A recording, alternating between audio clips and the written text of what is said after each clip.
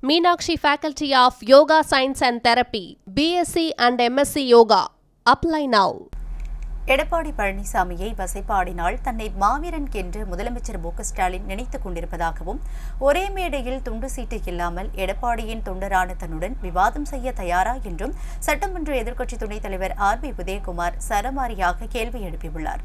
Video வடிவில் பேசிய அவர், விரக்தியின் உச்சத்தில் முதலமைச்சர் மு க ஸ்டாலின் பேசி வருவதாக கூறியுள்ளார். ஏன் உங்களுக்கு இந்த வயிற்றெரிச்சல்? ஆகவே ஒரு ஆளுகிற ஒரு முதலமைச்சர் தன்னை பற்றி வருகிற விமர்சனங்களுக்கு ஆக்கப்பூர்வமான பதிலை தெரிவிக்க வேண்டுமே தவிர, இப்படி நாளாந்தர பேச்சுகளை பேசுவது என்பது மக்களுக்கு என்ன பலன் கிடைக்கும்? மாண்புமிகு எதிர்க்கட்சி தலைவர் ஒவ்வொரு நாளும் அனைத்து பிரிவு மக்களுடைய பிரச்சனைகளை ஆதாரத்தோடு, புள்ளி விவரத்தோடு, அடுக்கடுக்காக தன் அனுபவத்தின் மூலமாக நாகரிகமாக எடுத்து வைக்கின்றார்கள்.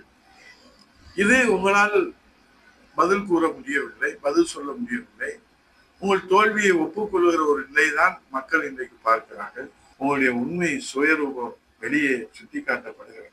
ஆக எதிர்க்கட்சி தலைவரை நீங்கள் வசைபாடி விட்டால் நீங்கள் மாவீரன் என்று நினைத்து விடலாமா? ஒரே மேடையில நீங்கள் விவாதிக்க தயாரா? துண்டு சீட்டு இல்லாமல்